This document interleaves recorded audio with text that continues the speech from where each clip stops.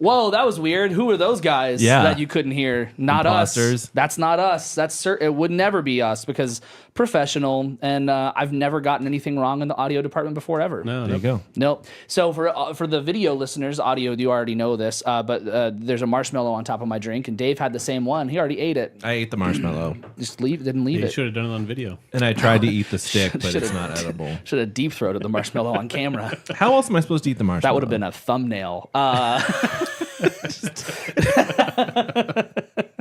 That would have certainly been the thumbnail. How else would I eat a marshmallow? Yeah, just around It's like part of it. a little bite like that. have a See, little that's bite. going to get in your mustache. It's a little messy, but it's a marshmallow. Yeah, fine. Yeah, I'm fine. Part of the deal. That's okay. okay, whatever. What, are they looking at my fucking mustache? They're not looking at my mustache. I mean, I'm with Dave. The marshmallow beard conundrum is a strong one. Yeah. I don't. It's a potential issue. It's not automatically an issue. I don't know. Hank I got think lucky this is, with that. I think this is We'll see fucking who he great. does in the next one. I don't know. I'm pretty pleased with it. Happy birthday to Jackson. Happy birthday to Jackson. This is a surefire way he leaves the chat. I was gonna say, Probably he's already left. not supposed to be here. He jumped in, saw that we were live, and then was like, marshmallow, marshmallow, and then fucking left. Happy birthday to our old co-host Jackson. We feel so happy to have you around that we brought another person in to Yeah. Our co-host, our ex-co-host Jackson, friend and quitter of the show. Happy birthday, Jackson. I hope it's been a wonderful happy day. second birthday. I mean, Yeah. Second He birthday. already celebrated one in June. Yeah, he celebrated one. I'm not texting you Dave's never You're not gonna- texting you because you made a mistake. Dave's never going to because text I'm embarrassed. anyone. I feel like you're never going to text anyone happy birthday now. You're going to like check with somebody else first and be like, is it? I don't know. No, I'm just not going to do it. I don't know if we talked about this ever on the show, but Jackson has his birthday on Facebook is the wrong day, and Dave And sent very him. much the wrong year. It's like what, like 1911 or something. Something like that. Yeah. And it was like in June, and Dave saw that it was his birthday on Facebook and sent him a text. A you know. very heartfelt, loving text. And then he was like, "Oh, you're an idiot." And I'm getting screenshots of like, this is so funny. Yeah. But yeah, today is Jackson's birthday. Happy birthday. I hope it's been a great day. And sorry you're not a Jack White. Sorry you're here with us. as he just leaves. Right? Yeah, exactly. How's everybody doing? How we took a week off. We don't got to talk about Wonder it. why. I said we don't got to talk about it. How we doing? How's the week? How's the week's been? Everyone okay? Yeah, just trying to stay busy, you know. Yeah. Keep my head in the sand. Yeah. That's what we'll say. That's Yeah. good. Okay. Yeah. I feel this trying to stay busy thing, but I like feel it because I am just getting it's the fucking like November, December rush that I didn't know existed. Yeah. Plus on top of like the rush of like gigs and other kind of things that are going on, I have my brother coming back to town in a couple weeks, which I'm super excited for. We have a yearly gig that we've been doing now for this will be a third year the we've third done year. it. That's going to be a lot of fun. But that's a whole nother. It's 2 early mornings and lots of work, but it's going to be a good time. Moniker's been getting busy again. Yeah, Finishing yeah. up the new record. Yeah, and we've got Or writing for the new record, I should say. and we've got a cool moniker gig coming up too. But yeah, I think that trying to stay busy is true, but also just am busy. Yeah. And thankful. Yeah. I think that's not yet. Wait you 2 got- weeks, you got 2 weeks. and then you can tell me what can't you're be thankful thankful. for. Yeah. That I'm would- actually not thankful right now. I'm very much not thankful. I'm thankful for a lot. You know, there's plenty of things that I'm not thankful for, but I'm thankful for a lot of things. Yeah. So, well, yeah, I'm glad that we're all here. We're gonna just kind of jump into everything for everyone who's watching right now. You see, we have a return of favorite Blake, our big favorite Blake. our favorite Blake. favorite Actually, one. yeah, I would say yes. No offense to the other Blakes. We've been keeping a list. Actually, offense. I think inherently there is offense. Yeah. Blake is back, and we have a lot of fun stuff to do today, including a Third Eye Blind deep dive. But before we jump into the deep dive, I want to pass it on over to Blake because what? I was just going for my He's drink. bracing himself. I want to pass it on over to Blake because we have a really cool announcement, some cool new stuff that we're doing with Blake in a new show. So I'm gonna go ahead and pass it on over to Blake for that. So Higgins said cool stuff with me, and I would like to point out that it is mostly just me. I think the guys have gotten tired of me coming on and just talking about 90s music incessantly, so they're kicking me off. No, I'm going to start a show. First of the year. Hopefully have some stuff rolling out. Yeah, So, title right now is High Fives and Deep Dives. it's a great name. We're already doing the deep dives. We're going to cover Third Eye Blind. Yeah, yeah. Great first album. Maybe only great album. We can talk about that as we get into it. We'll get there. And is the High Fives? What like is that just a fun little addition to the name, or is it also going to include So- part of the theme? Two episode themes. Yeah. High Fives will be. Are we just going to high five each other for several high minutes? five Because that's for what I'm 90 down The for. audio 90 listeners are minutes. going to love Yeah. hearing that. Some people might be okay with that, but I think the audio listeners might be the ones who are not. I think there's a different website for that actually. Yeah. Probably. We'll talk about the monetization of that eventually. High Fives is going to be a roundtable discussion on a specific topic, be it the little bits I wrote down, guitar and bass tones. Everybody picks their 5 favorite. We talk about it. Drum fills, movie scores. We'll Great. have a couple of guests on at a time. Yeah, Be fun to chat about very nerdy, very specific things. I love it. I can't wait for it. This kind of thing birthed from the fact that Blake's episodes have been chef's kiss. They have been amazing. They have been incredibly detailed, and they've been a lot of fun. And I think that the more opportunity, the more time we have where Blake can do his thing, it'll be even better. So those episodes are going to be, like Blake said, like, you know, a couple times a month. That's the plan, I think. And they will be also they'll include different like people. So maybe it'll be all of us, maybe it will be one of us, maybe it'll be none of us. That's the kind of the goal is to let Blake kind of take a show and just run with it. I needed a spin-off. Exactly. Yeah. It's the spin-off of the show. It'll be right here though. I mean, it's not going to be in a different like channel or Yeah. anything. It'll be right here. We can't afford another studio. I am trying to figure out how to change the studio around though, so I can be actual just producer and not be on camera. So I can like set it up, not for this, but like, you know, for Oh, like for for Blake's stuff, and if there is other stuff too, but like where I could just not be on camera and just be Just scoot producer over that way. if I can't just go fucking sit that see way. anything. No, you don't need to. You need more What? screens. More screens. Yeah, I'll just set up 2 monitors that block me off right here, Yeah. and all you'll see is my hands typing. I think that'll work really well. But we're really excited to start this next year with Blake. It's going to be a lot of fun, and this kind of being, you know, we've done deep dives with Blake before, but this kind of being our jumping off point into Yeah. it. So as we've said multiple times, and as you can probably read, we're doing Third Eye Blind today. We're doing the first album, right? 1997, yeah. So I'll pass that over to you again, Blake. All right. So let's talk about a couple of things. This is the first instance I've brought something in that this is the only album by this band I like. Wow. Yeah, that's wild. But I think it's good enough to talk about. So, and I'm hoping everybody listened, enjoyed it. Yeah. Yeah. I was surprised. I knew enough of their songs already to where I had an idea in mind, and that was not what it was. So. Yeah, five singles from this album Yeah, it's weird. of 14 songs. Very strange. It's also a long album for the time. Yeah, I thought that, you know, you had told me that it's a long album, and I was kind of, there was like a couple of points when I was listening to it, and I was like, oh, it's almost done. Like, no, it's not almost done. But I mean, I feel as though like that length is acceptable. It's not egregiously long. Yeah. So this is pre-streaming. Yeah, So yeah. I really think artists are trying to give you the most for your money Yeah, that's because you're yeah. buying a CD in 1997. Yeah, that's I true. And also- it is like, here, can we maximize how much can fit on a CD? It's basically like, I think within a minute or two of the Right. limit, right? So I also have a theory that I will get to later about Okay. about this album. I'm going to pause you real quick. I missed Ian's message. Y'all never believe what I got in the mail today. Ian got his Patreon stuff in the mail today. And I want to say I'm sorry it took so long. But for anyone who's listening or watching and wants to join our Patreon, we got fun stuff on there. We're filming another episode after this for the Grammys on our Patreon. You won't have to wait as long as Ian. And I'm sorry, Ian. it's, international shipping, It Yeah. It's just a long walk. Today. we sent it with an Uber driver. Ian, I hand delivered that. I rushed back to work today. He was in your house, man.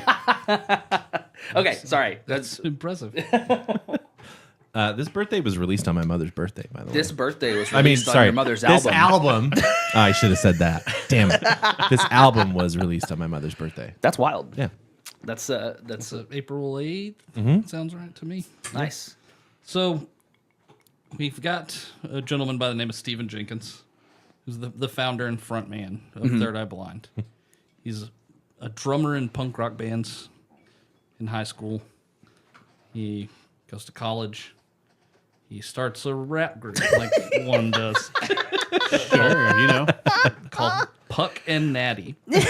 So So it's like I don't know much of I know what I've read a little bit about this gentleman and about the band and about like how it happened, but like that name could not be more like giving white trash. Like So an interesting just little tidbit about Puck and Natty. Stephen Jenkins lived with, did anybody watch Road Rules? Yeah. In the 90s? Yeah.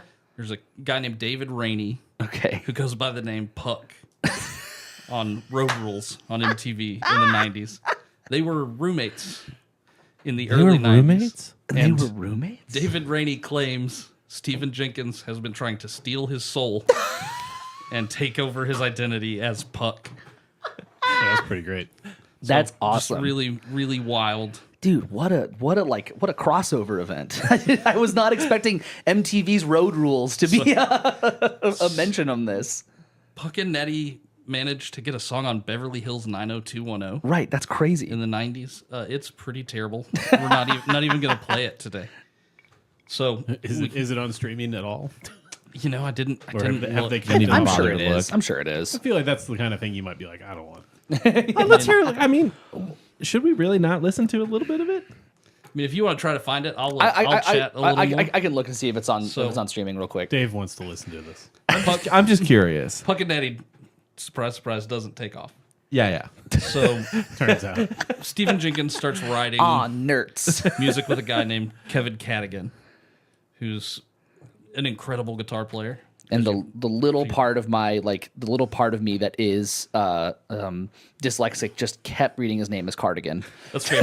That's fair. There were several names during the research for this where I was like, I don't know how to say that. Oh, we're gonna cover Orion Salazar in Yeah. a moment. That's Some some of of these, Some of the names sounds sound like like a- Harry Potter names. That sounds like a villain. Yeah. sure. So Kevin Cadigan is a guitar student of Joe Satriani, Whoa, incredible shred guitar guy in the 80s Pretty good at and 90s. guitar. it's pretty good. He's all right. He's all right. So they start writing these what they're calling like anti-grunge songs. They're not slow and sad and dreary like everything else that's been hitting the rock charts the last 4 years. They have full chords. Full chords, alternate tuned guitars. Yeah. On every song. Okay, I got it. We got it. Puck and Natty. 317 monthly listeners. It's the only song. It's the only song, Got and 69,000 listens. just want to be your friend.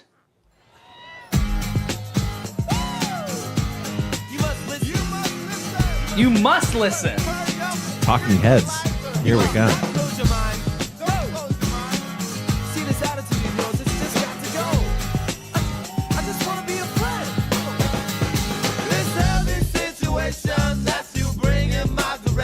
And somehow this makes perfect Why sense. didn't this Perfect take sense. off?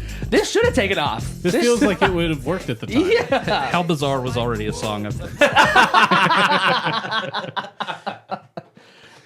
Yeah, that's pretty great. They should have kept going.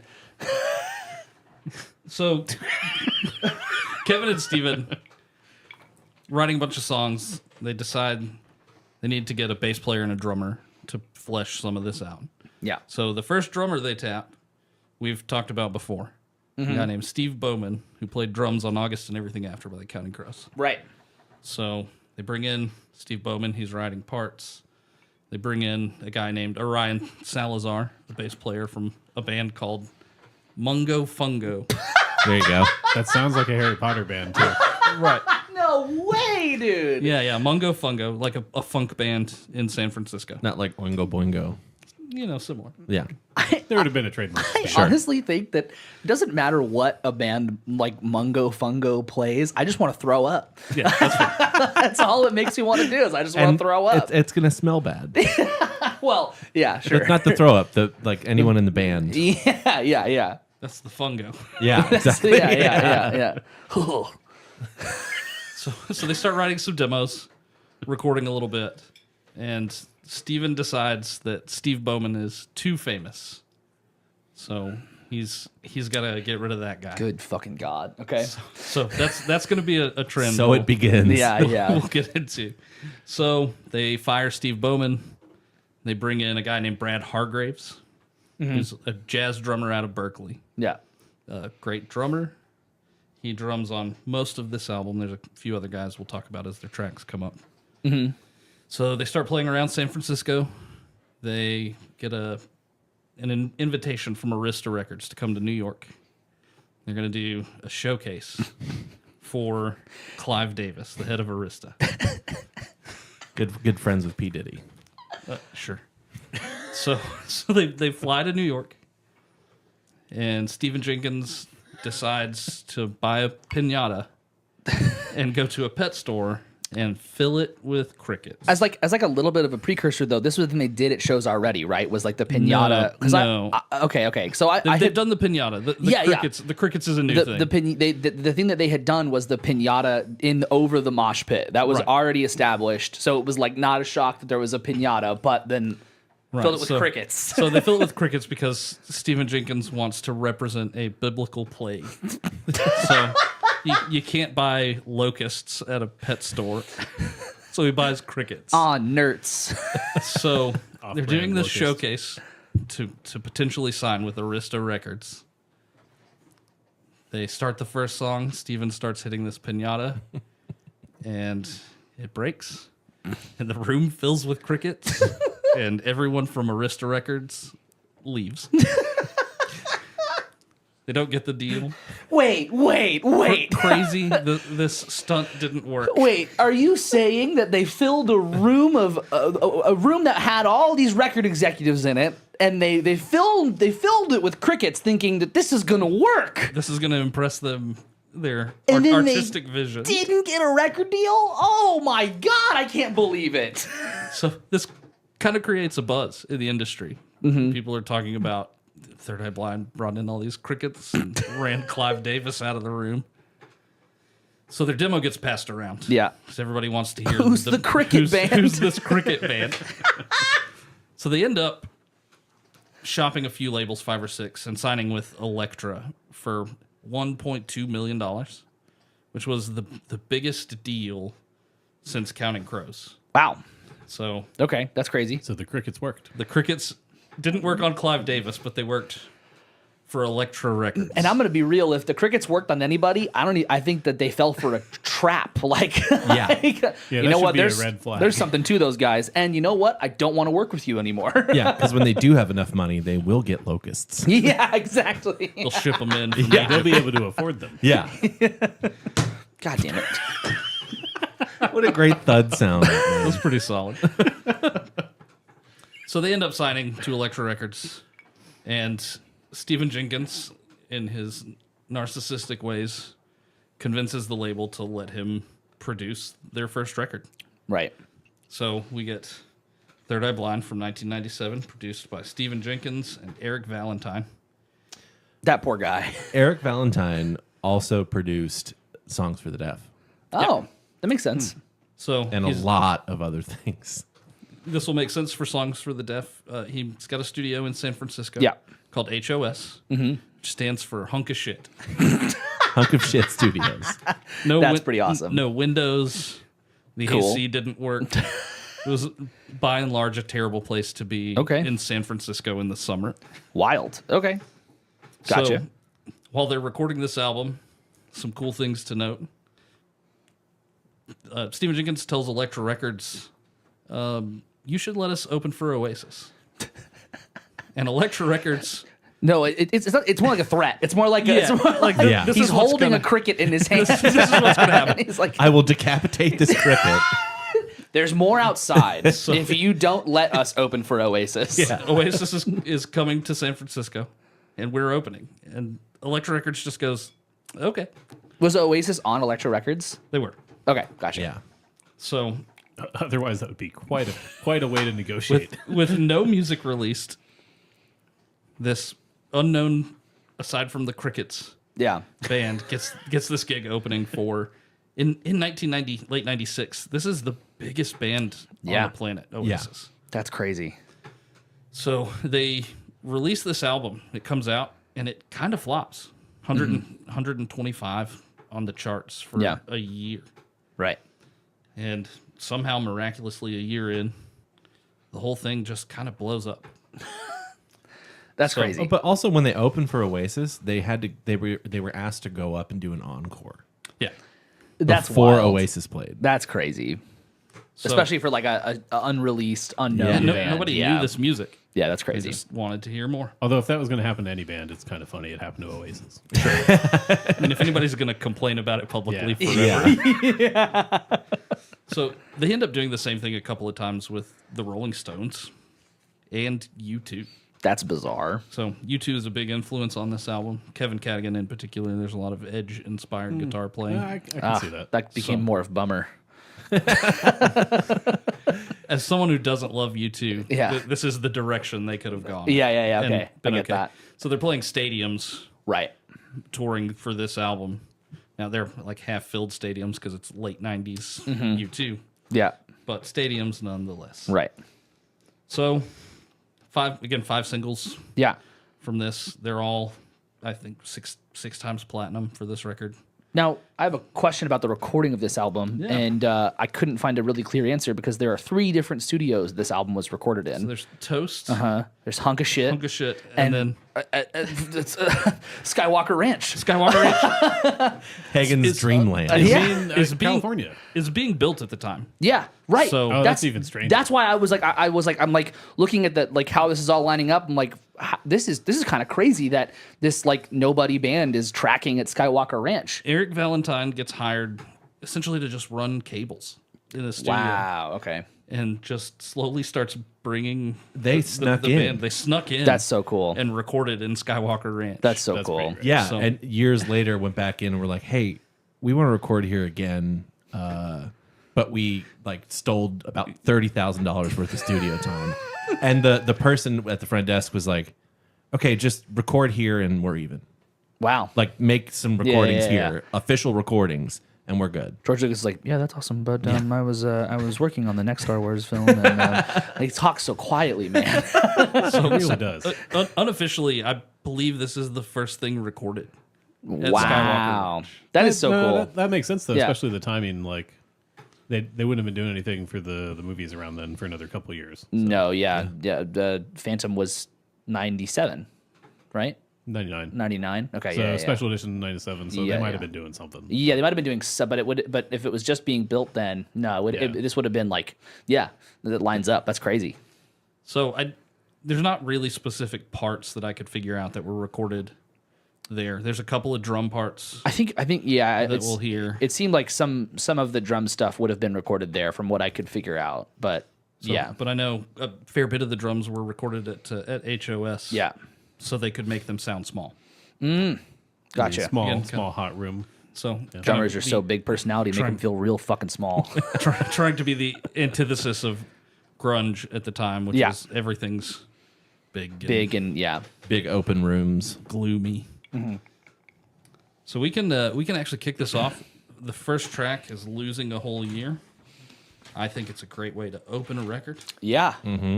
This I'll say before we dive too deep into this that I think that there's songs on this that everybody's heard, but I can comfortably say, for those who have not listened to this full album or even more than past 2 of the songs on this album, that I think you're in for a surprise, because I was, from this first song, I was like, what? This is the same band? This was a really big gateway into like heavier music for me. There's heavy- I have makes so sense. Heavy parts. so many things about that. It's crazy. I yeah. have so many times in my notes where I had just written like Same band? Yeah. Still? Yeah, exactly. Like yeah. what the hell? Well, Yeah. like same producer. Yeah, exactly. Right. Yeah. I have some notes about. There are some solo Stephen Jenkins songs Mm-hmm. that definitely feel like solo Stephen Jenkins. Right. Okay. Songs. Gotcha. Okay. Losing a whole year. Losing a whole year. You have any spots for this, or just straight off the straight Let's off? hit it from the top Okay. because it's an interesting way to start a record. I agree.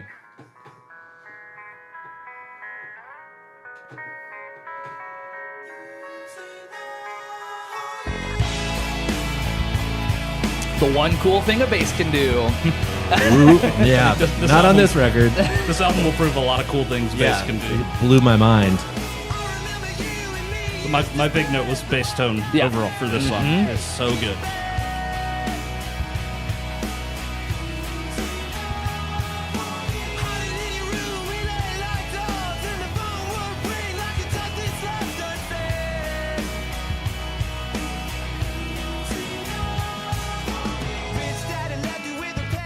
So This cool thing to- groove, it's crazy. Like just the way it locks in is nuts. And I think it's in the second verse where, like, it's like it feels like the drums are playing in a different reality because like some of the hits are like, oh, whoa, okay, Sure. whoa, but none of it's like wrong. I have a minute 34 marked. Okay. Yeah, I have a minute 15 marked. Excellent. let's- We're And a almost- minute 55. So let's hit Dave's minute 15. Yeah.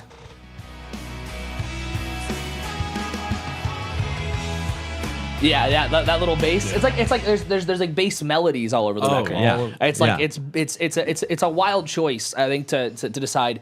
Yeah, let's just fill this record with bass melodies and not like bass lines, which I think it works so well because the bass tone is crazy. Yeah. So unless there's acoustic guitar that you hear, all of this is written to sound and be played by one guitar player. Yeah, So- I had to double check that it wasn't a trio. I didn't know. So it sounds like a trio. There's little bits of acoustic guitar, Yeah.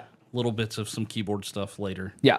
But for the most part, all of these guitar parts, they'll be overdubbed for tones, but they are Right. playable by one guitar player. It's crazy. So that gives the bass a ton of room to Yeah. do super cool stuff. Yeah. And it's so tasty. We'll hear it. We'll hear it.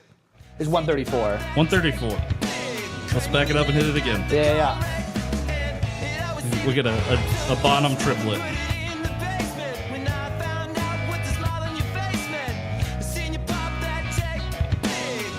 Yeah. Out of nowhere. Oh, yeah, there's more. Yeah. He'll make you wait for it, which I love. It's great. So, super tight production. Let's keep going. That crunchy bass tone, too. Yeah, tons of dirt. And for this, that that's was a- the part. Yeah, that's a great example. That's a great example of like let's listen to that again. Of like bass makes the chords. Yeah. Bass dictates the chords because like I don't know if the guitar's moving much there, but it didn't matter because the bass is informing all of the harmonic information, right? But let's listen into that bridge. Yeah.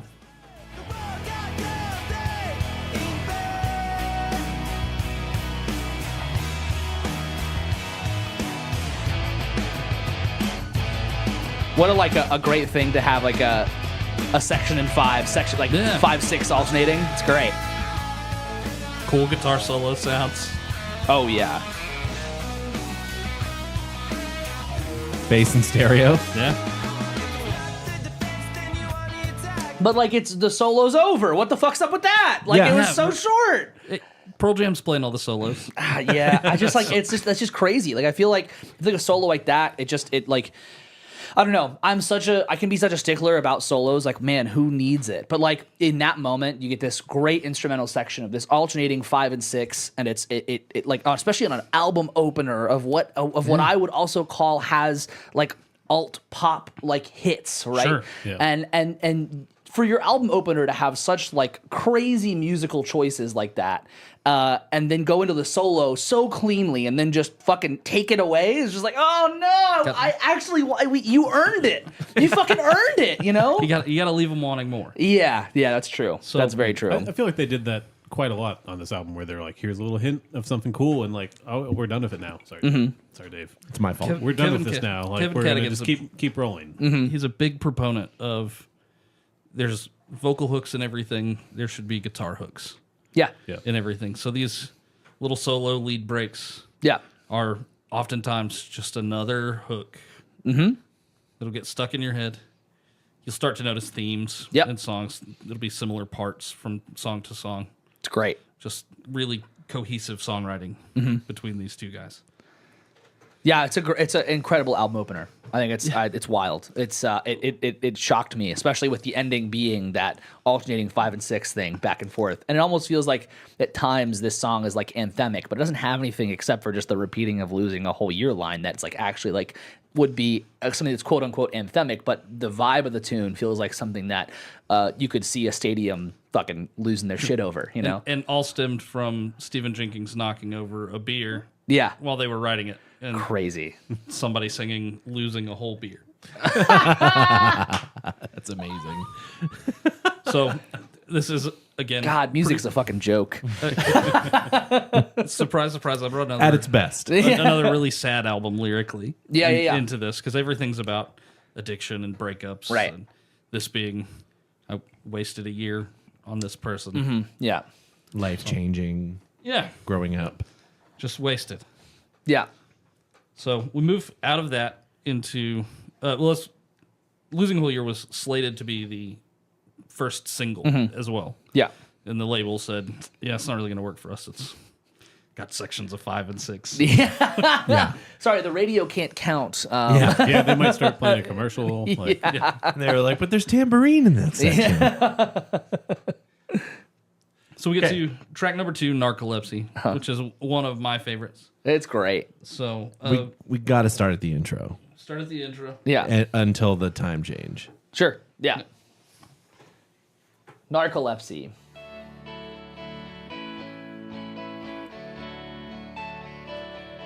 One guitar part. Right. And is this whole record done in that open E? Every song's relatively different. Okay. tunings. Okay. Interesting. On a train, but there's no one at the helm. As unlikable he is, he's a great singer. Screaming in my brain. I have a lot of thoughts. Starts to overwhelm. Is your first thought, what's up with the weird pseudo-British accent? Because it drives me up a wall a bit. No, it's my first thought really is like he sounds like a 90s singer that does singing and rapping. It's Sure. and it's not bad, but like way later my opinions got a little bit, I don't know about harsher. Okay. But then it kind of cleaned up a little bit. It's just the album to me wasn't about him. Like Sure. as much as he is like the perfect vehicle for these lyrics, Right. his voice just wasn't doing it for me for the most part. He encapsulates the attitude, Yeah. for sure. 100%. Okay, here we go. I try to swim, This is what I have, a minute 20. I try to keep awake, but I can feel this narcolepsy slide into another nightmare. Yep. So, I think this song really hits like incredibly hard as like the lyrical content and the song just being, you know, it feels like the ups and downs of what narcolepsy might feel like. Sure. It's crazy. Like the changes throughout. I'm like, whoa, this feels like I can't get a grasp on any of it, which is, you know, but at the same time, you heard that intro going into that section. It really is like the perfect idea of growth within a song, right? Even though it's a massive change, again, they earned it. They earned all that. Doesn't feel out of place at all. Yeah. Oh, and some live versions I've watched of it, when he does the Into Another Nightmare part, he's way faster than that. Oh, And they're rushing the shit out of it. I would. And it's like, this is awesome. I 100% would. So, Dave, do you have any other timestamps in there? I have before- 252, just Okay. I've got 222, so I yeah. think we're talking probably about the the same section. section. What we probably won't talk over it, but at 252, you'll hear how much they speed up. Yeah. And I don't think it's on purpose. Yeah, 222 is a particularly good drum fill. Yeah. It's great.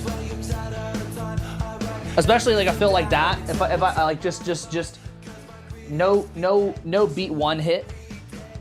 I gotta do it again. Sorry.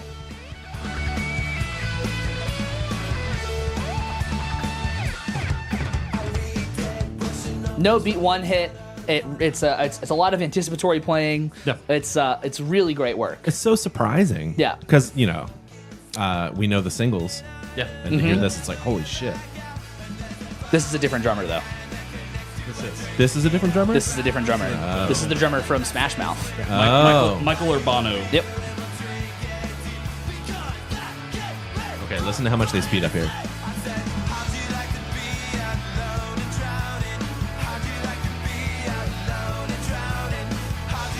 I feel like this probably was intentional though. Yeah. Because with how much change there is and what he's saying at the same time of that, This change. this change is my favorite part.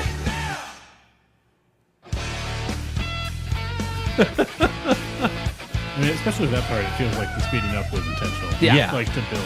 But it's just so good. But it sounds not like manufactured. Yeah. So with that, that's like this is the heavy music thing. To me, that's Sure. like a happy breakdown. Yeah, you know, it's like the harmonically, it doesn't feel like like super dark, but the groove, the shift from where we were prior. It feels 100% just like this kind of like stank face breakdown, and it feels great. It's 100%. Again, I feel like I'm gonna say it a bunch, but they earn it. It feels like it's not just like there's so many songs you can listen to, especially from all eras. But I feel like in certain times of like certain kinds of rock growing, you can hear people go, I had this idea, and then I had this idea, and then I had this idea. And with this, that might have been the case, but they got to those places in the best way possible. Well, the guitar part is just the intro. Yeah, exactly. Just yeah, super big. it's great. It's wild. I kept when I first listened through the full record by this point in the song before that breakdown, I was like, man, this is incredible. This is so good. Yeah. And then when it stopped and then did the breakdown, I was like, oh, is this the next track? Is this track 3? And it's like connected to the last track. What are we getting here? Like, what's Yeah. going on? And then I was like, oh, it's the same track. Yeah, it's great. I kind of wish they would have left some a bit of like feedback or something. Sure. To fuse those sections together. But I do think that it does kind of envelop that feeling of what I imagine narcolepsy could feel like, where it's like you feel like, oh, it's that piece, and then nope, never mind. Suddenly, And Yeah. I think live, if you can hit that hard stop, drop the lights. Yeah. yeah. Yeah. Super cool. Super cool. Any other thoughts Nope, on that? too? that's it. I mean, I think the big thing that I would say, and this is a big theme for me across the record, but it's a utilization of space. It's a great utilization of space and music, and I do think that obviously the producer Valentine, right? Eric Valentine Yeah. and Stephen Jenkins. Yeah. Well, so I had read that like Valentine was just brought on to be the engineer, and then ended Yeah. up doing a lot more than he was supposed to. Sure. And Was not happy about his was credits. not happy at all. Yeah. And so I mean, like, definitely giving him a lot of credits as well as to how far like that kind of space thing goes, because I feel like it's across the board on the whole record. So Sure. yeah.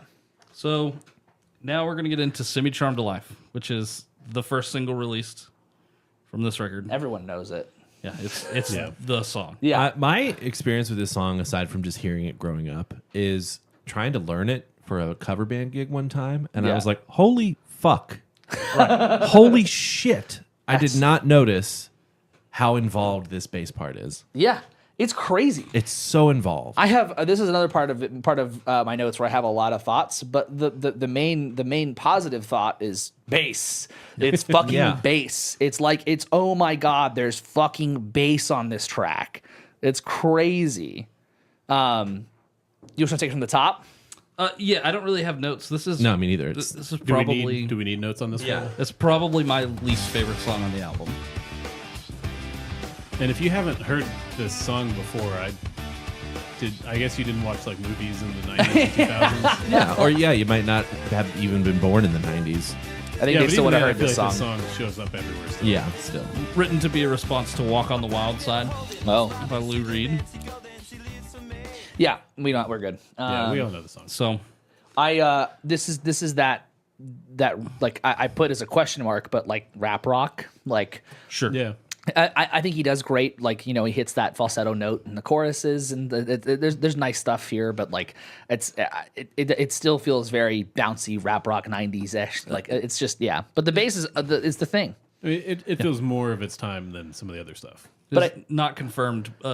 Most likely performed by Puck and Natty. Yeah, it sounds like fucking Natty. But I do think that also there's an interesting thing with this and with the next song that I do think that there's a potential a difficulty, at least for me, to remove myself from the history, and I would say arguably the meme history of both of these songs. These songs have been have existed in pop culture for how long, and are ostensibly definitely like memes, right? And so it's kind of hard to remove myself from that in an instance and be like, yeah, this is a great song because of X, Y, and Z, when it's like, I mean, people like hear the song and start freaking out almost as a joke at this point, right? Sure. So Yeah, but man, it's also so strange how successful it was, given it's 4.5 minutes long. The song structure makes no fucking sense. No. There's like the bridge doesn't know if it's a bridge or not. right. It just keeps doing that dun, dun, dun, like those hits, and they don't really find a place, but it all works so well. Yeah, I mean, it wouldn't be the hit that it is if it didn't. Yeah, but just ear candy. Yeah, exactly. Yeah. And then the next one to me is kind of the same idea, but I understand having a different perspective. There's some other stuff in there that I could see. The next one being Jumper. What do you have for that one? So I've got a couple of timestamps. 2:24. Okay. Yeah. Can we just listen to the snare drum at the intro? Yeah. You would step back from that Because it was a joke. He was playing it as a joke part, Oh, was he really? and Stephen Jenkins was like, "I like that. You're doing that." That's crazy. And he's like, "All right." if you do not want to see me again. Yeah, he was making fun of the song. Yeah, essentially. because of how simple it was. But the fucking bass player was like, "Let me do that too, dude." yeah. I mean, it all does work. Yeah. So, Yeah, it does work. Incredible. What do you have? 224? 224 is the same bass part. Right. But we're going to hit this bridge. We'll get to get another little guitar hook. This feels like reggae bass to me. Yeah. Yeah, and it's a different bass track, I think, Yep. because it's with a pick. This feels like it's with a pick, And and the piano, piano's doubling. Yeah. Little guitar hook. Yeah. Got the wah pedal rolled all the way off. And we get a scream coming out of this, right? Yeah. Several times throughout this record, I was like, "Oh my god, there's so much screaming on this record. What the fuck?" So the very end of this is the Skywalker Ranch big drum sound. Right. Right here, where he tries to scream, "I would understand."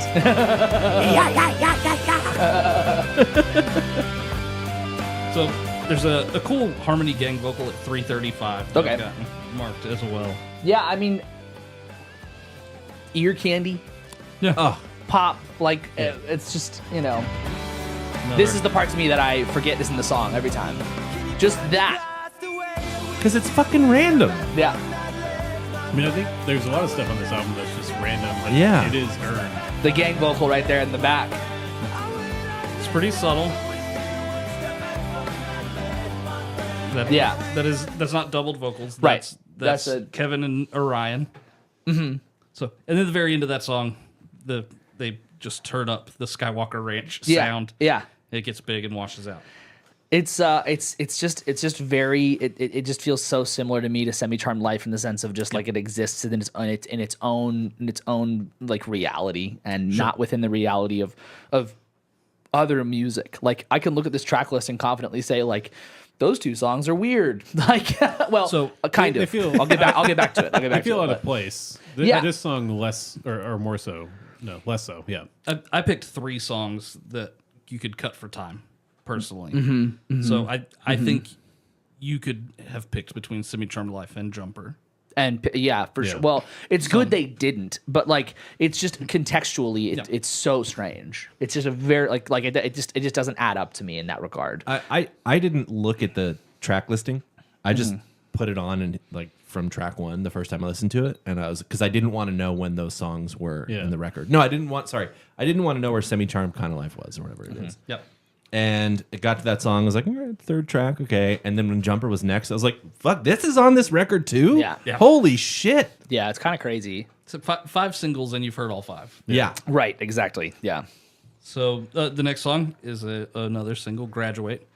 The song stemmed from an A&R lady for Elektra Records, trying to get the band pumped about going on tour. She said, "Are you ready to roll?" So the band just started saying that to each other. That's great. They're working on the music for this song, and Stephen Jenkins yells, "Ready to roll," and writes some lyrics, and eventually it's like, "Can I graduate?" It fits the syllables. That's great. Yeah. So the Yeah. song was almost ready to roll. But he also talks about writing the lyrics as in like graduating from being a poor punk kid. Yeah. Because it was one of the last songs they wrote for the record, right? Right. Yeah. Interesting. So graduate into higher levels of the music Yeah. business at this point. So we can start from the top. Okay. My first timestamp is 57 seconds. That guitar We'll get part's to it. crazy. No idea how he does it. Yeah. It's got to be tapping. No, not this part. There's a sound Oh, okay. in particular coming up that I don't know how he does. The drums sound so fucking good on this track. Ready? 57 seconds, so it'll be the next one there. I mean, listen to that mix. It Everything sounds is great. so good.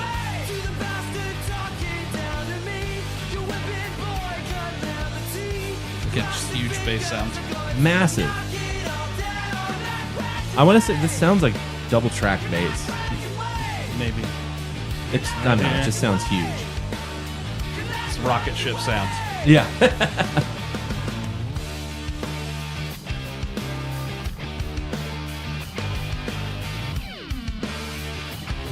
And it's guitar, not keyboard.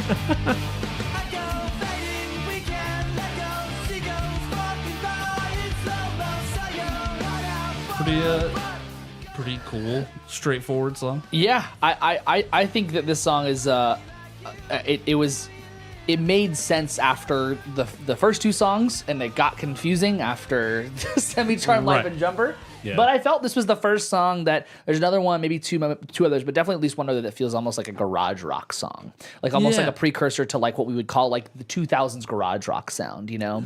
This feels like a punk band. Yeah, Yeah. right, yeah, The parts are not punk parts, but that's definitely the vibe. yeah, exactly. It's got yeah. the energy of it too. Yeah, it definitely like all those like garage rock bands in the 2000s that were just like getting fuzzy and messy. Yeah, yeah. Like, but this isn't messy, but it just leans into what that vibe would be, right? Can we listen to the last minute of this one if you don't have anything else with I've it? got 218 Oh, okay, cool. and just bass exclamation point. I think I know what this is.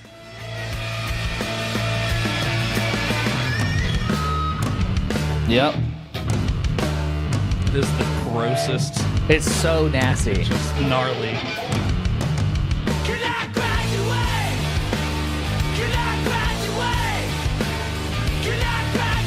That ride. Yeah,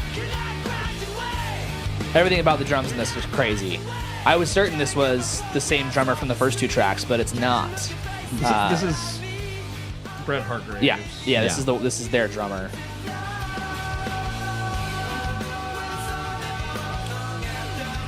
For me, this ending here. I didn't like the ending. Oh, really? No. I think it's great. Yeah, I think it works. Yeah. It's weird guitar sounds I was in.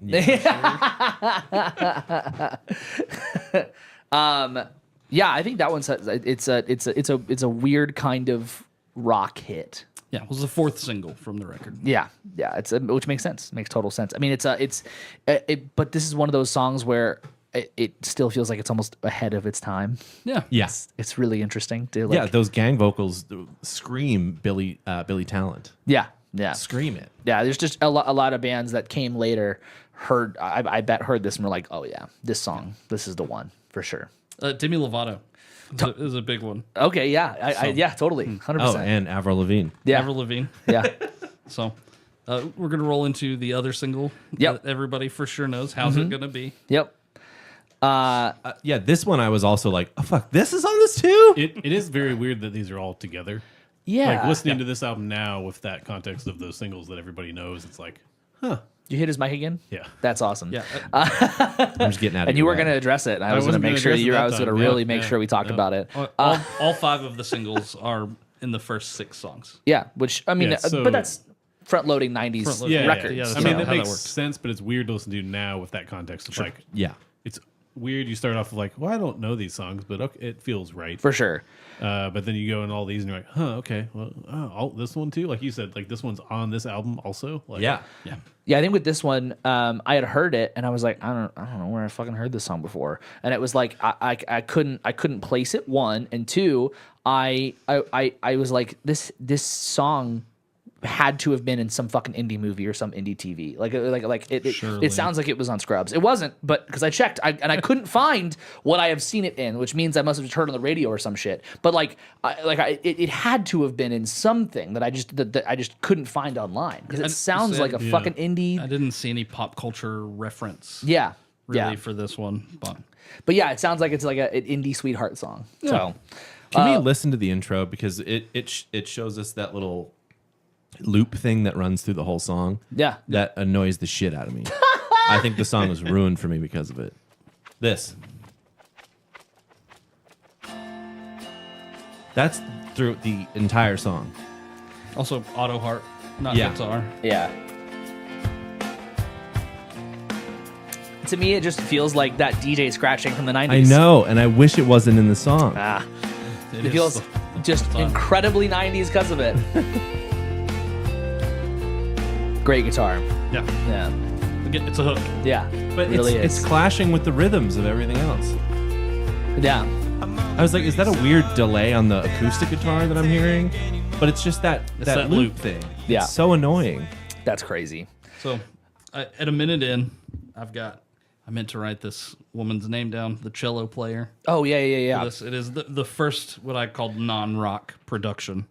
Ari Gorman? Ari Gorman, there we go. Yeah. So here's just a little bit of a string part. How's it gonna be when you're so I'm It honestly is so subtle. Yeah, How's it gonna be when there's no one there to talk to between you and me?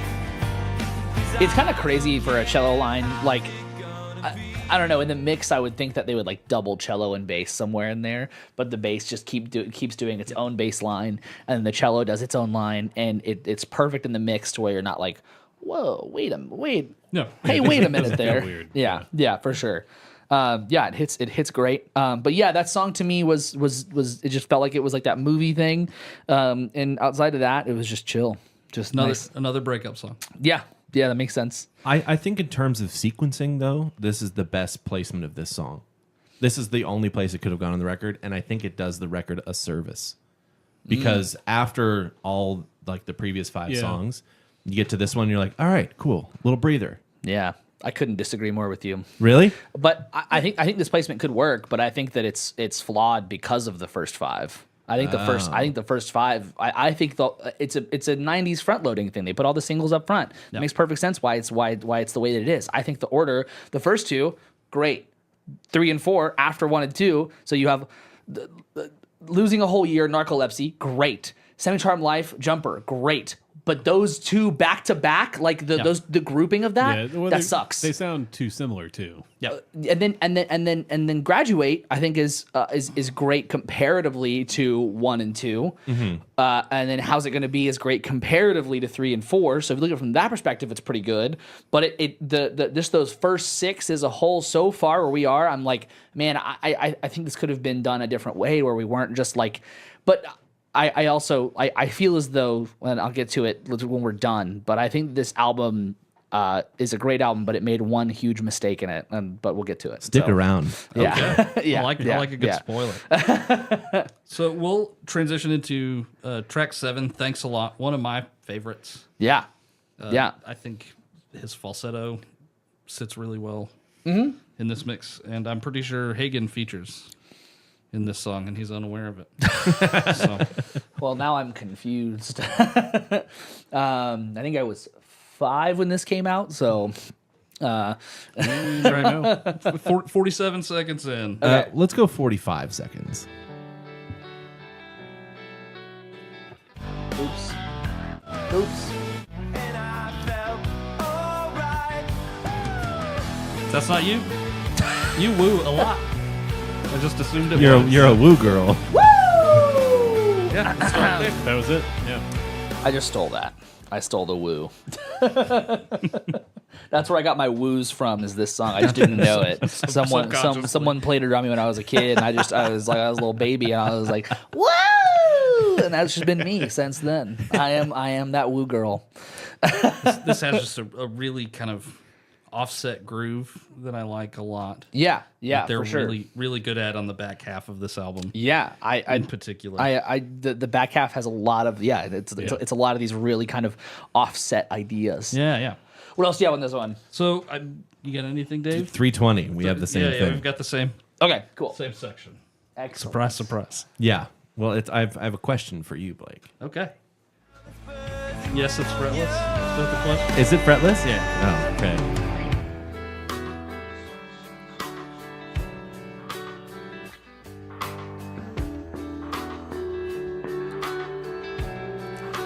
Are those slide harmonics? They are.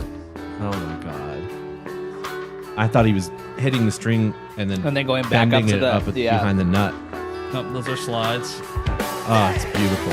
Then I've got 4 minutes for a bass solo. Crazy. Then some little dinky piano parts. Okay, yeah. I think I know what you're talking about then. Yeah.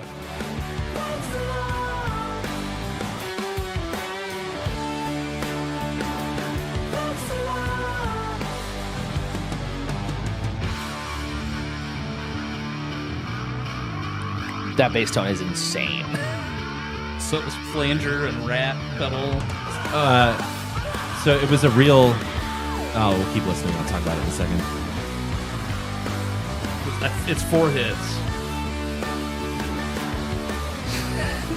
I love that. It sits so well. I think it sounds great here. It's one of those things that when someone suggests it, I'm like, for what fucking reason? I put Sometimes it it on an works. album I recorded. Dude, what'd you say, album? Sometimes it works. Yeah, I would have said no, just do it the whole time. Bing. Yeah, I would have said do the whole time Bing. too, 100%. But yeah, Sometimes you have to try ideas that sound really bad. I and agree. See how it goes. I think that my problem with those kind of piano parts is that they're the piano parts that every single musician suggests because they don't know much about piano. They just know a little bit, and they're like, I could do this. Yeah. Hit some octaves. I could just two hands. I could just play quarter notes. Dink, dink, dink, dink, and I'll stop now. And now I get a piano credit. And then dink, dink. I'm like, oh my god. I do agree that it works here. It just brings me back to like being in a studio and hearing someone go, we should do that. I'm like, okay, no, probably not, but okay. It just follows this punk rock history. Yeah. Very particularly of I Want to Be Your Dog by Now I wanna. Iggy Pop in the Studios. Yeah, yeah, There yeah. it is. There's Yeah. just a yeah. Queens of the Stone Age did that right, late on straight songs of the eighth songs note for the deaf. piano. I think I'm in for it if when it works. I'm 100%. I think it works here for the most part. It just the vibe that I always get off of those kind of either eighth notes or quarter note, just like one note, is like, yeah, you know the song is in A, so you're just gonna go on the piano and go, I can play an A on the piano. But whatever, that's fine. So on that flange, I have a quote from Salazar about it. He said it's a real tape flange where they would put a cassette tape in and run it at the same time as the 2-track and weave it in and out to get a natural tape flange on the bass breakdowns. Oh, He that's said cool. Hendrix used it all over his records. Yeah, it's a John Lennon trick. Yeah, so that's what this Crazy. to do. Wow. But man, I was like, shit. Wish I had any of these tones. Yeah, the bass tones are wild across this whole thing, especially right there. I was like, this is insanity. Yeah, is it all fretless? No, just Oh, okay. I believe just those harmonics. Okay, cool. It's great. Yeah. Next Yeah. next up, Next song we have Burning Man. Burning Man. Not about the festival. Great. And I didn't think it was. And then on my second or third listen through, I was like, Maybe. I'm not listening to the lyrics, but I'm concerned. I don't want it to be about that. But okay. What you got for me? So we're just going to start at the top because Great. I think the groove Oh, thank you. Yeah. is so good. And then the hits. They try to scare you. Wait, can we start from the beginning again and don't fade it in? Sure. Sorry. Just find where beat one is right away, man. That's why I wanted to restart.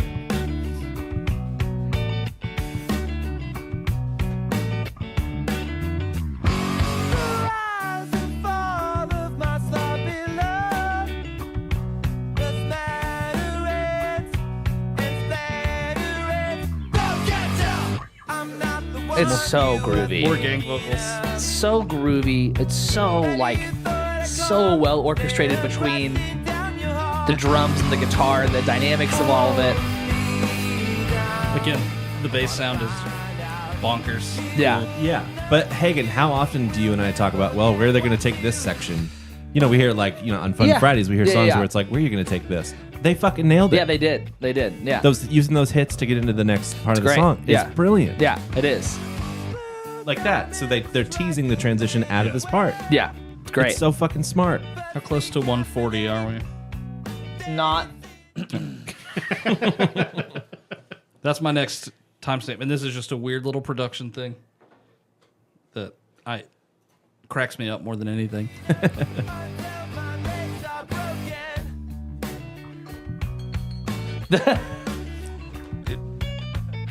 Glasses clink and a chuckle. yeah, that's great.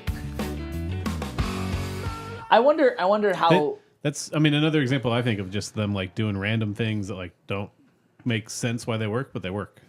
I don't know how It fills the space well enough. Yeah, and it doesn't overstay its welcome. just wonder how we got there, like how that came how to be. many stupid ideas did they say no to? Or like what if they were just like, what if we just press record in the room while we're like talking and like, oh, someone dropped something, like, oh, what if Yeah. we put it here? Or if it was like, okay, I want you to laugh and then drop this bottle. Like, Who knows? Or if they were like, we're going to smash a bottle on the record, and then it didn't smash. So they're all like, Bounces And off that's the floor. chuckle. that would be sick, actually. I dig that. That's great. If you've listened to any Stephen Jenkins interviews, he'll tell you that he meticulously wrote out that part for somebody to do. Crazy. that honestly upsets me. What a guy. What a guy, Stephen Jenkins. So, super groovy. Yeah. I think it's one of those that there's a couple of other songs that serve the same purpose on the album. I'm gonna say that this song did something really cool in that it's under 3 minutes, barely, but it's in and out. You get what you're trying to get. Boom, you're in and out. Yeah, it's and- like that's to me that's like so many songs. You're don't bore us, or how do we get to the next section? And they did none of that shit. They were like, here's this groove, and I know you're probably tired of it now, and we're done with it, and then Yeah. we'll come back to it because we know you liked it. and the ending's fucking great. Yeah, too. it's a song that I think does it feels like here's how you write a fucking song where you have like a riff and a groove that's gonna lock everybody in, but you can't just keep looping that because that's not gonna work, right? Yep. So, track 9, we've got Good For You. Excellent. So, I've got 50 seconds for just the juxtaposition of the pre-chorus 48 feel. seconds for me. Yeah, I'm gonna play a little bit from the top for a second, Yeah. and then I'll go because I think that it's giving post rock. Absolutely. It's like I think the juxtaposition is kind of where my notes were, which we'll get to, but and then it's giving post rock, but then the bass line is like, hey, how about here's this melody that's gonna ground you a little bit. Because I found that the post rock aspect, a lot of times with music that's like that, is like you feel so floated and you don't Sure. feel grounded at all. And I feel like that bass line, even though it's moving, it's a catchy melody and it grounds you perfectly into it. Okay, so I'll just put us at 40 seconds. How about that? Perfect. That's perfect. Still I let you be The delay on the snare. Yeah. next to me. 'Cause inside I feel a wind that starts to blow. I'll take it in your undertow. Everything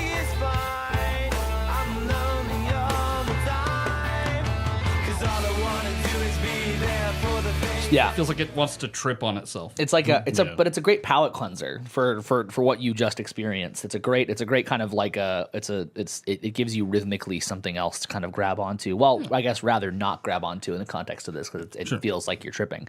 I think that in this whole track though, the bass is putting its team on its back. Like it's Oh my just like God. it's a loud, big eighth notes filled just like band hits, and the bass is like, what if I did whatever the fuck I want? yeah. And it always works. It's so good. So here for it. Yeah. Anything else on this one? I've got 2 minutes and 30 seconds. Okay.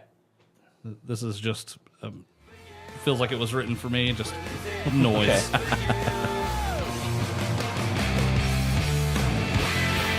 Wow. Yeah. It's very Loveless, like My Bloody Valentine. Yeah.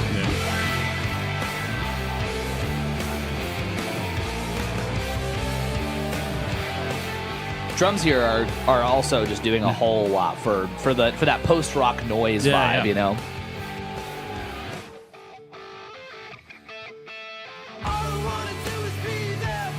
I have 318, Okay. so we'll just talk over it a little bit until it gets there. Yeah.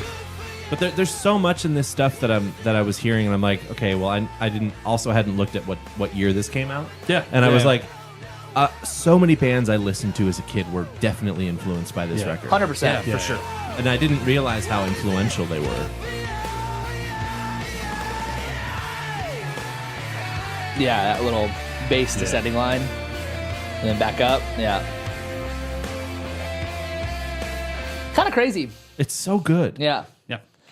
That song for me was a weird one, but I it's only because of like that post rock vibe that just kind of Yeah. felt like, but it's I mean, big. it does kind of come out. It feels like it comes out of nowhere, but again, it doesn't overstay its welcome. It doesn't No. feel unearned. Like, Yeah, 100%. that to me was the theme across the whole album of like, I don't know why this works. Like it does, Yeah, it does, but like, how did like someone not be in the studio and be like, maybe don't do that. On paper, it should not work, Right. but it is what it is. And this one is we're 9 songs into this. They're done listening anyway. yeah, exactly. Yeah, we can do whatever the fuck we want. So this transitions into another, for me, kind of a weak spot on the album, London. Okay. So straightforward punk rock. We can hit the top. Yeah.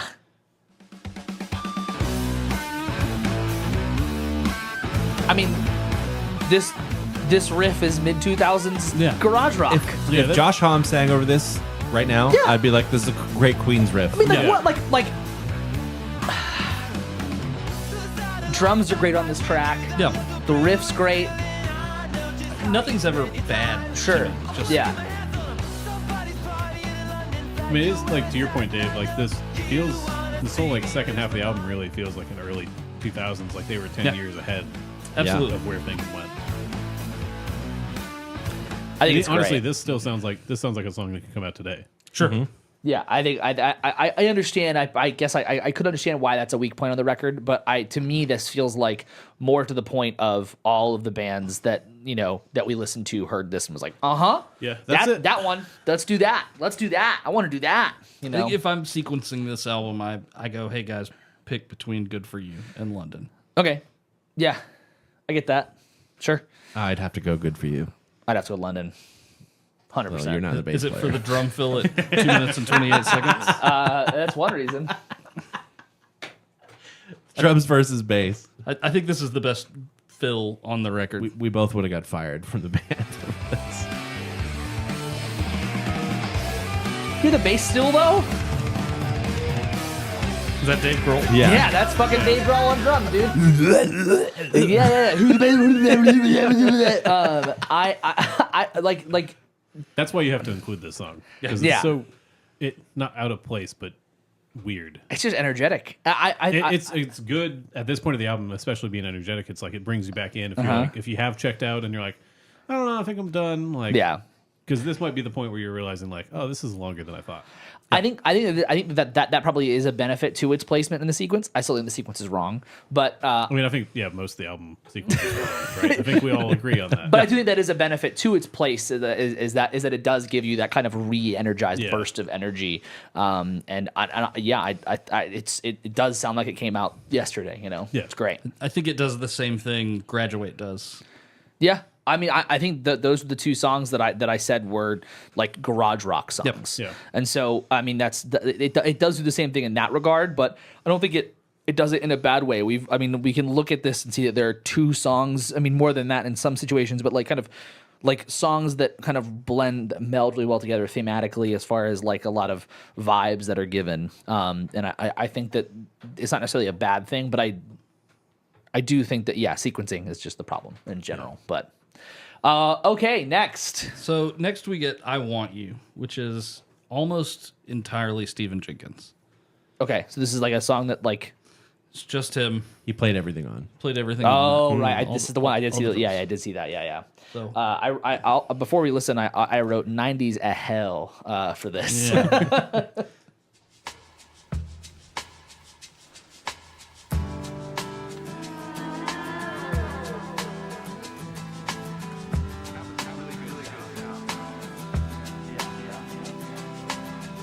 The suckers lose themselves in the games they learn to play. Children love to sing, but then their voices slowly fade away. People always take a step away from what is true. That's why I really hope your timestamp gets to the part that I don't like about this song. Is it the keyboard sound? Yep, That's the only thing I like about me this too. song. it's so That ugh. that's fucking great. It's the most jarring thing in the entire. Yes. It does. That's been the whole album though. It's done stuff like that and it works. But for me, it all that did was like, cool. Someone found a sound and they wanted to put it in. It doesn't like that sound. You could, for a song like this, everything so far, production wise, has fit in this song, and then this keyboard sound out of no. And yeah, it has been the whole record where they've done shit that's like, whoa, but everything has felt like we got there for like on a good path. We found our way to it, and this was just like, here's this, while this whole thing is really chill. So that's the thing that I like about it, though, is I like for the exact opposite reason, is that every song on this record up to this point has had something that is the ear candy, the thing that's the hook that keeps you wanting to listen to it. And until we get that piano part, there's nothing in this song that has that for me. Yeah, that's fair. I Yeah. think that hook is. I think the notes are fine. Yeah. pick a different fucking sound. I love the sound that too. sound sucks. What is that? Is that like a Mellotron or something, I think that's a or like a Yeah, yeah. distorted It's- Rhodes, it's- do a yeah. distorted compressed and distorted Rhodes? Yeah. It sounds like sand. Yeah, I love it. It's coarse. It's grainy. It gets everywhere. Yep. Yeah, So I put psychedelic overtones. There's swirly bits Yeah, everywhere. I think that would probably be the one point where I could give that sound, is that it does kind of fit into like what was already established in the beginning, in the sense of like the psychedelics. There's all these like extra noises that are happening, but it does feel like that hook that's trying to ground you and keep you in, and it's like it shakes you while it's doing it, instead of just giving it, when a song like this feels very chill. And I was digging the chillness from it. And then just got totally interrupted. and then you hear Wow. Dude, shut up. It's like hold on, do I have one? Let's see. Yeah. you're in the band. You're in the band. That sucks. not for long. No, except Yeah, exactly. Yeah. Yeah, I don't know. Ian said it's kind of Doorsy. He agrees with Dave. Yeah, but the Doors just did that more. That was, I mean, I don't know. Like, this is, yeah, it feels Gonna so. upset your brother by telling him the Doors suck too.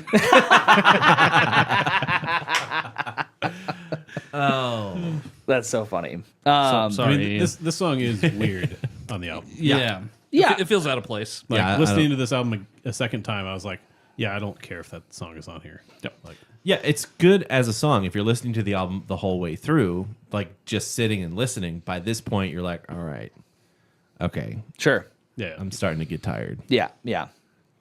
Anything else on this one? No. Excellent. Next. We've got the background, which starts with another bass solo. Yeah. Why wouldn't you? Yeah, exactly.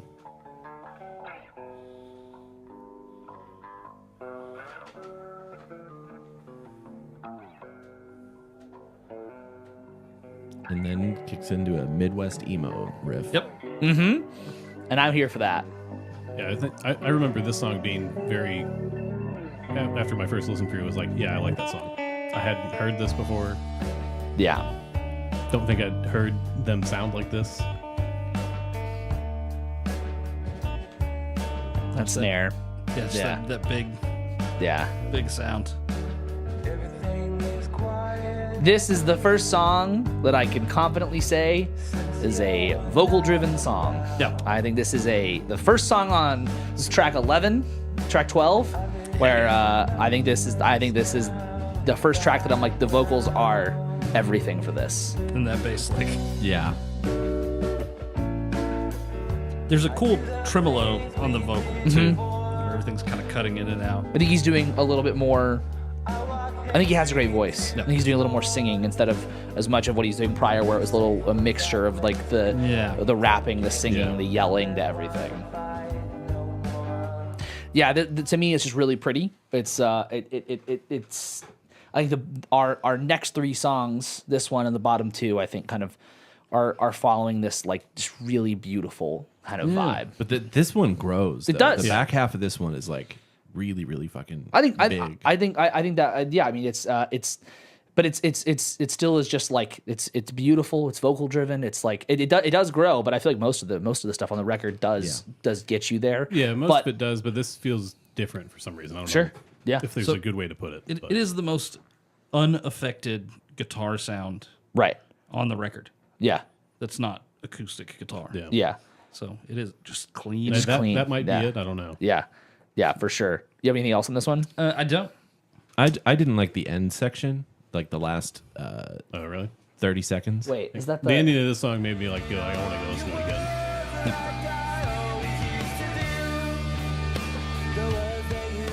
I remember liking the ending, so now I'm confused.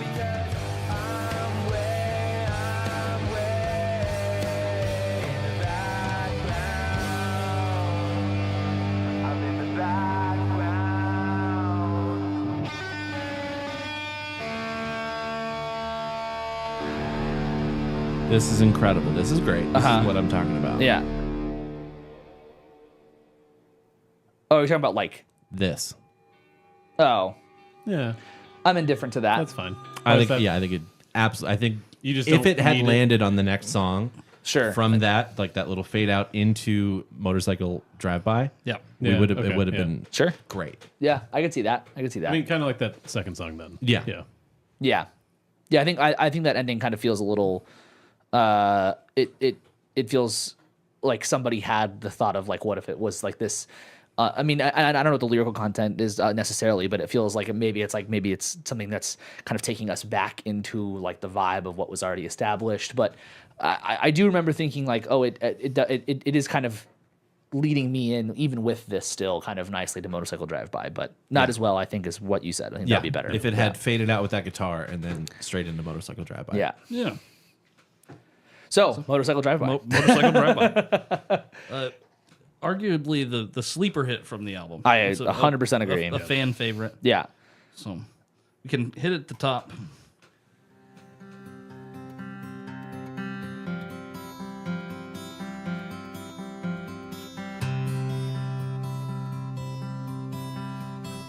It's summertime and the wind is blowing outside in lower Chelsea, and I don't know what I'm doing in this city. The sun is always in my eyes.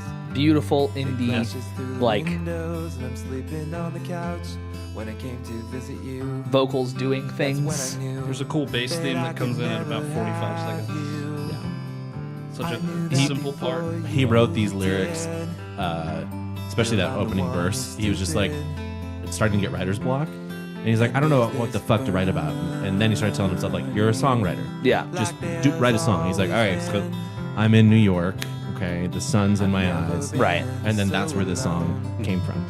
And I've never been so alive. Oh, that's great. Bass way upper octave. This is of you on a motorcycle drive by the cigarette ash. This is him playing drums on this too. Oh. And say say the world it doesn't fit with you. I don't believe you. You're so That bass is great. Yeah.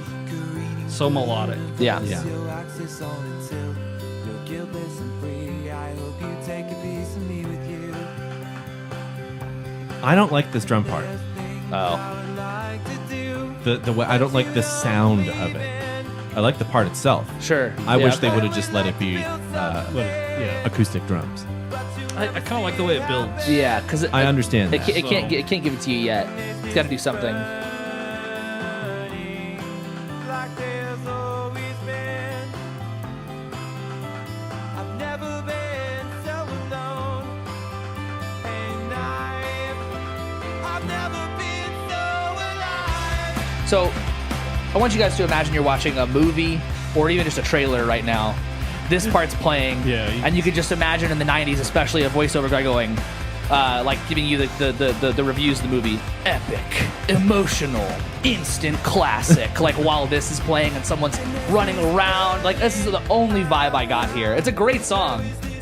Running through Folly Central Park. Yeah, exactly. Yeah, It's Michael Cera for some reason. yeah. In the '90s, Yeah. as a little kid. Yeah. It's looking the same. Yeah. I think that when the full band comes in, it's like whoa. It's really well earned at that point. Yeah. Yeah. It feels like this is the you know, it's similar to the background, similar to a lot of songs on this album. It's just this growth of just like, whoa, that was fucking huge, and I'm like truly just like I'm uplifted. I'm uplifted and not in the church way. So I wrote down 328 because Okay. they give you all that uplifting and then just pull it out from underneath. 100%. And it's incredibly effective. I've never been so alive. Great. So alive. Do we know what the tuning is for this? That's a standard tuning. Really? Stephen Jenkins part. To the coast, it starts to rain. I paddle out on the water alone. Just so like it's such a dynamic fucking masterclass. It's great. Really enjoyed that. Like it really I whenever I write down the word epic, it's like I feel so cringe about it, but it's like it's just true. Like Yeah. it just feels that Yeah. way. It's such a good build. Yeah, 100%. Taking it away like that's one of my favorite things when a song can just go shoom. Yeah, ooh, just back to the Yeah, ding intro ding guitar ding ding part. ding. Yeah, exactly. Yeah. Oh, you Great. just imagine how that is live. Yeah. Yeah. I would imagine that's That's great. I bet that's great. Yeah. Yeah. So we'll transition into their encore song, God of Wine. It's been their encore song since the Oasis. show. Really? Yeah. That's kind of crazy. That's interesting. Yeah. So Okay. we Okay. can hit a little bit at the top. My Sure. timestamps are pretty late Okay. in the song.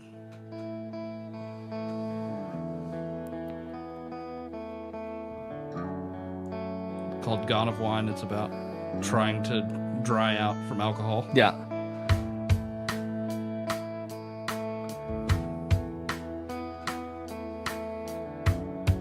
I could do without this cross stick part, honestly. That's what I think they could have done in Motorcycle Drive-By. Every fault that I feel like the cross stick is fine. I just don't need it on all four. Yeah, sure. I feel like that's fine. You want it on 2 and 4? Or yeah, 2 and 4, or just hi hat or something like just something chiller here.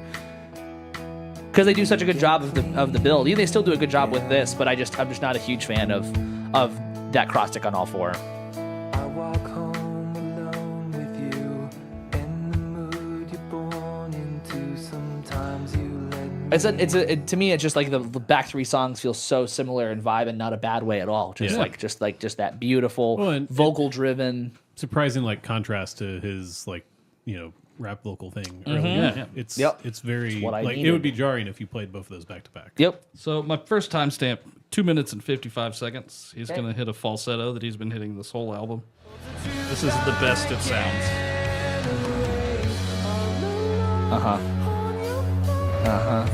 It's right. Is that right at the top of his register? It might be, but it sounds good regardless. It sounds incredible. Yeah. You can almost hear his voice Noisy guitar. change the texture of it, trying to reach for it. Yeah, I love that falsetto note.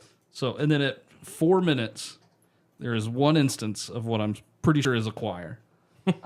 I think it's one note. Okay, One line at most. I'm excited now. A choir. Can't keep it all together.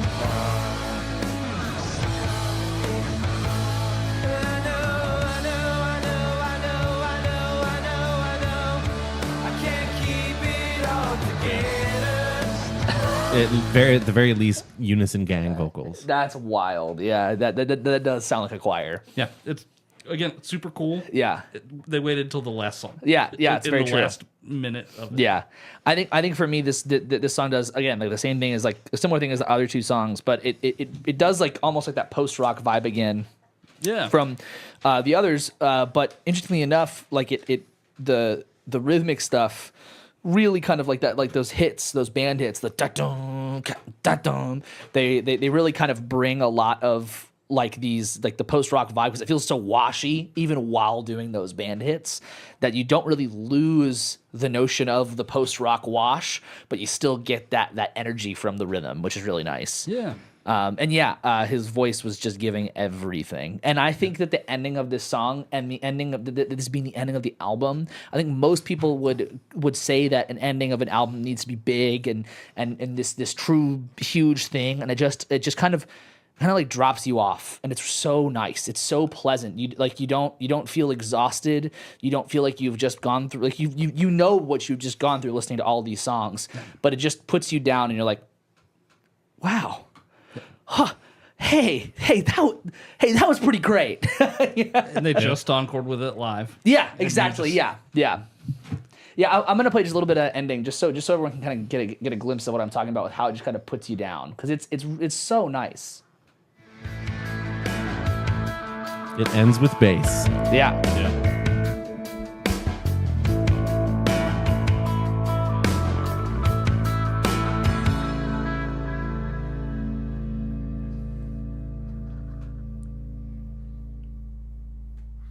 I mean, So good. you just feel so pleasant after that. You don't feel like the album needed to have any more or be any more than that, right? Absolutely great ending. And you're clocked in under an hour. Yeah, just Which is right- unbelievable. right under a fucking hour. So, Third Eye Blind at this point. We're going to write another record. Mm-hmm. They write a record, record a record. They start the tour for this record. And Kevin Cadigan, the guitar player, is going over his contract for the tour.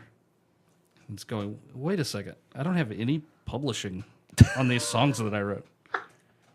So he tells Steven, hey, I think they messed something up at the label. We need to, when we finish this tour, we've got to talk about it and figure it out. So he goes to bed in his hotel room that night, gets up for bus call, and the bus is gone. Jesus Christ. Just gets abandoned It's crazy. and never, like, he fights for Yeah. his publishing for a few years Right. in a lawsuit that eventually Orion Sanchez Salazar, I've been doing that for days now, Salazar, also quits the band because, Kevin was right. We're not getting, God. we're getting a quarter of what Steven's making for this stuff. Yeah. So That's so insane. the cycle repeats Over and He's over. Just band members in and out. Well, With the exception of Brad Hargraves. Yep, who's- drummer, Who's yeah. the drummer who's like, hey, I'm getting paid. I'm sticking it out. Yep. he right before they went in to do the first record, Steven Jenkins was like, "Hey, I'm gonna make this a corporation. Yep. I'm making Third Eye Blind a corporation, and I am the sole owner of Yeah. the entire thing. I get all the publishing, all the songwriting. That's so fucked. So that lawsuit with Codigan, Cadigan. Cardigan. He ended up getting like $400 and something thousand for touring things that he felt he was owed, but got no part in the writing. God, that sucks. That sucks. Yeah, it's such a dick move. Such a dick move.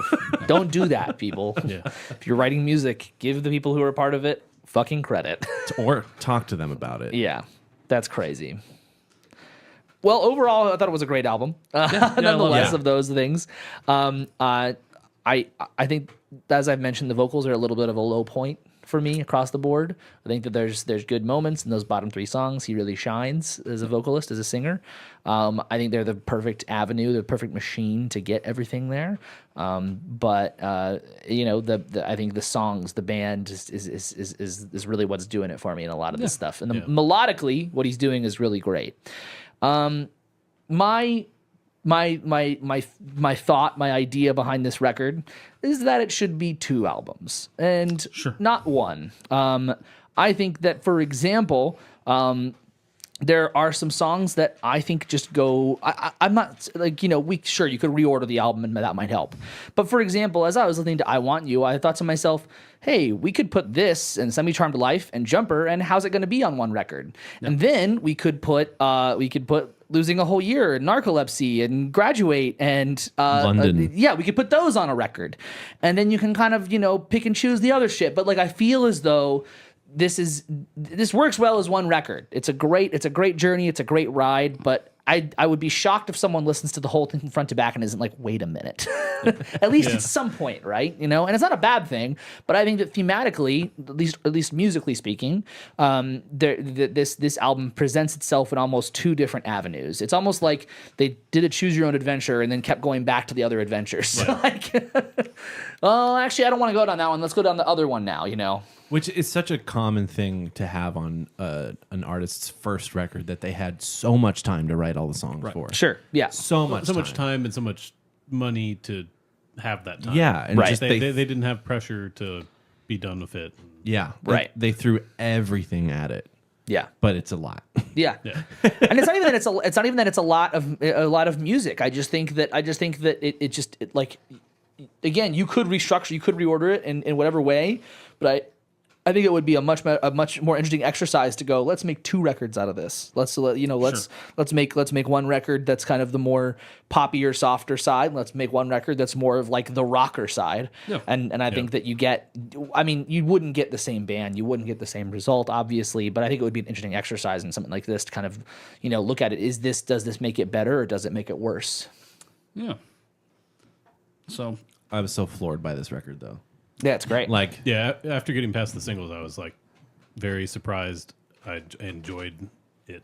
Like, I was expecting to, you know, hear the singles and be like, yeah, I get that this is a band, and they're from the '90s, and you know, blah blah blah. But yeah. So, again, I think it's a great example of a great record by a band who, to be honest, needed that guitar player and bass player. Yeah, For 100%. it to, because the second album's pretty good, Yeah.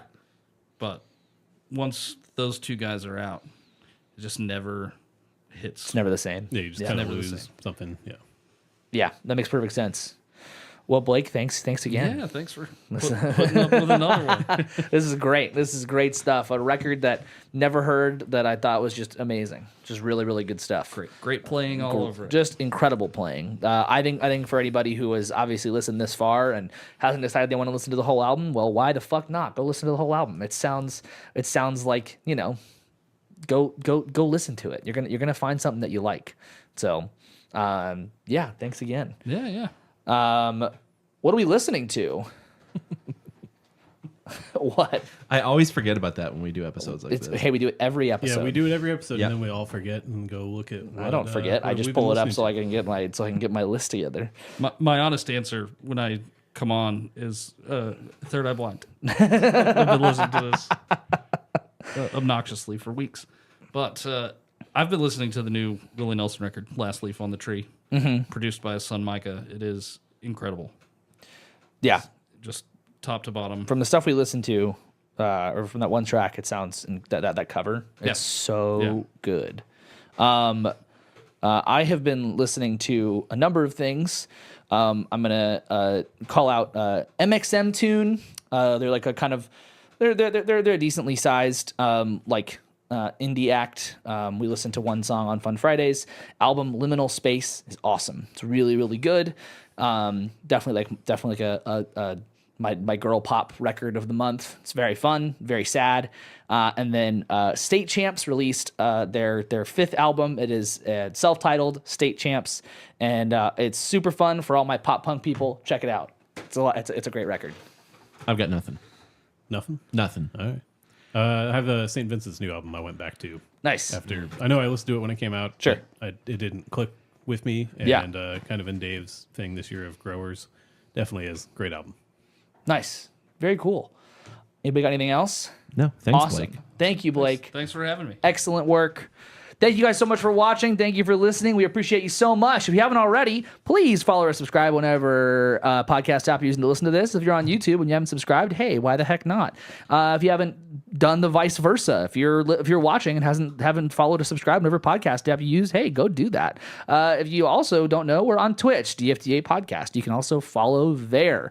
So go do all that stuff. We're also on social media, DFTA Podcast on Instagram, Don't Feed the Artist on TikTok. Please follow those accounts. It's free and we post stuff and you can watch it and it's fun. And you also get to see when we're live and all that kind of other good stuff. You can also DM us. Tell us what you think about Third Eye Blind. You could DM us your thoughts on Third Eye Blind, anything like that. You could also email us at feedback@don'tfeedtheartist.com and tell us your thoughts about Third Eye Blind.